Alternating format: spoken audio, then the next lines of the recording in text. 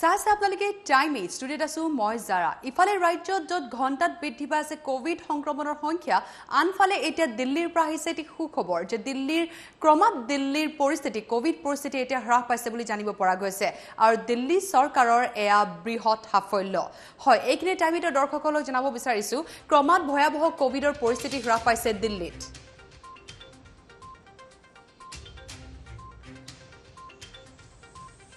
কেজৰিৱাল চৰকাৰৰ এয়া বৃহৎ সাফল্য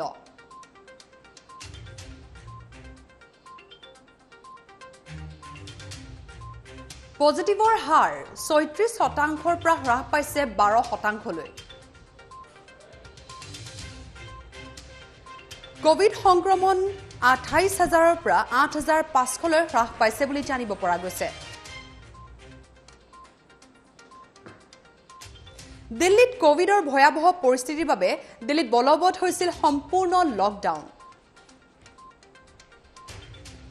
লকডাউনৰ পাছতে দিল্লীত হ্ৰাস পাইছে কোভিডৰ সংক্ৰমণ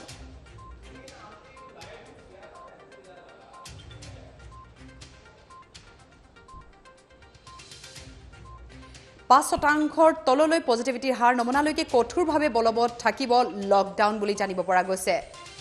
কোভিডত মূল উপাৰ্জনকাৰীয়ে হেৰুৱা পৰিয়ালক আগবঢ়াব আৰ্থিক সাহায্য কোভিডত অনাথ হোৱা শিশুসকলৰ সম্পূৰ্ণ দায়িত্ব বহন কৰিব হেনো কেজৰিৱাল চৰকাৰে বিগত ২৪ ঘণ্টাত দিল্লীত কোভিড সংক্ৰমণ হ্ৰাস পাইছে ১০,০০০লৈ দিল্লীবাসীয়ে কোভিড বিধি মানি চলাৰ বাবে ধন্যবাদ জনাইছে অৰবিন্দ কেজৰিৱালে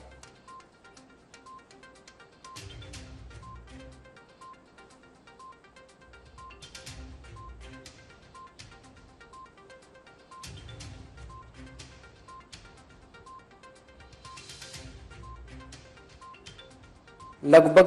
इतने मायूसी के माहौल में आपको एक सुखद खबर देना चाहता हूं पिछले 24 घंटों में कोरोना के दिल्ली में 10,000 से कम केस आए हैं पिछले 24 घंटों में लगभग 8,500 केस आए हैं दिल्ली में पिछले कई दिनों से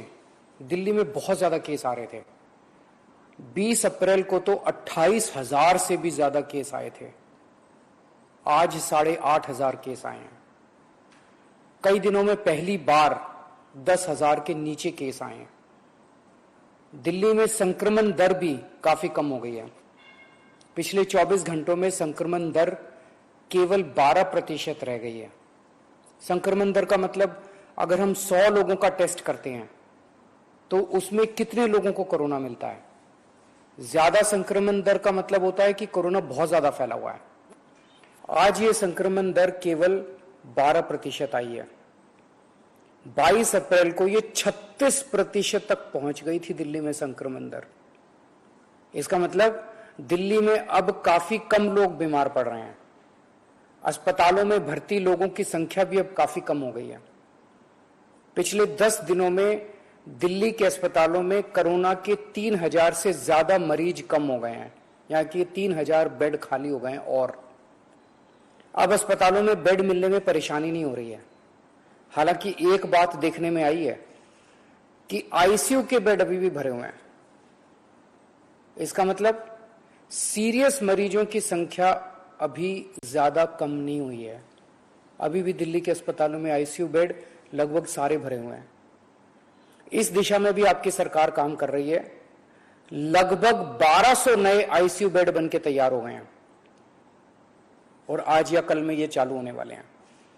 इससे अपने दिल्ली वासियों को काफी राहत मिलेगी दिल्ली में जो केस कम हो रहे हैं इसमें हर दिल्ली वासी का बहुत ज्यादा सहयोग रहा है हमने दिल्ली में बहुत कड़ा लॉकडाउन लगाया लेकिन दिल्ली वासियों ने उसमें पूरा सहयोग किया सबने पूरी तरह से लॉकडाउन का पालन किया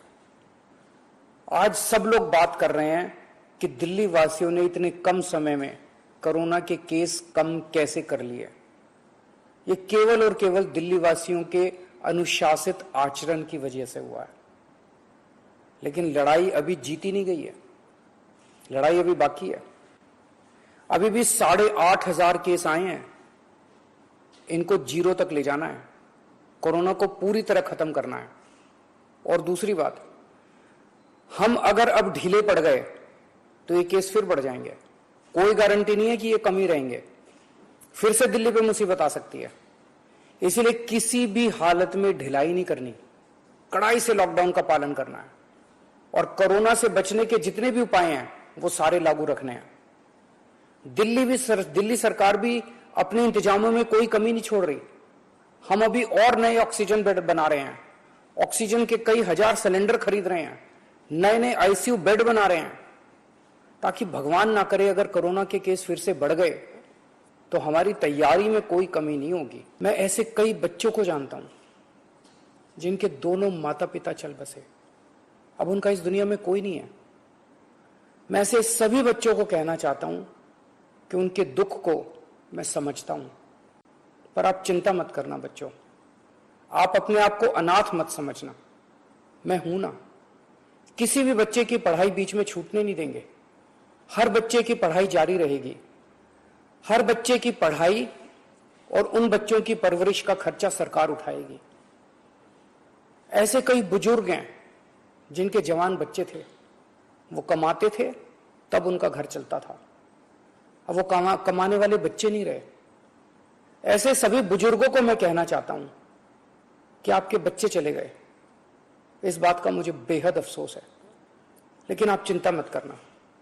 अभी आपका ये बेटा जिंदा है। ऐसे सभी परिवार जिनमें कमाने वाले व्यक्ति की मौत हो गई,